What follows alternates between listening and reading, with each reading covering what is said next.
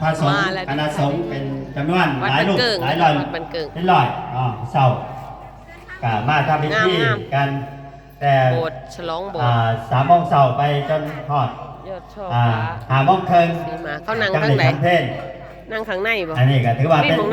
สังฆกรรมของสงฆ์งานอย่างสี่งานโบสถ์นี่ก็สิเกี่ยวเนื่องกับสงฆ์เป็นการลงทะเบียนเลยจ้าสวดถอนลงทะเบียนแล้วไม่ถอนของเก่าปลูกไม่เพื่อจะใช้ประโยชน์ในอนาคตต่อไปบวชลูกบวชหลานสวดให้พากฐินลงทะเบียนได้จ้าลงพันธุกรรมฉลองโบสถ์ออกกรรมแล้วเพิ่นก็มาใส่โบสถ์สีมาเป็นที่สำหรับออกจากกรรมเนาะออกจากกรรมออกจากที่เขากรรมแล้วอย่างดีเลยอันนี้ก็ใส่สีมาเป็นที่สีมานี่ก็บ่ได้กว้างใหญ่นะกว้าง20ยาว40ที่ขอพระราชทาน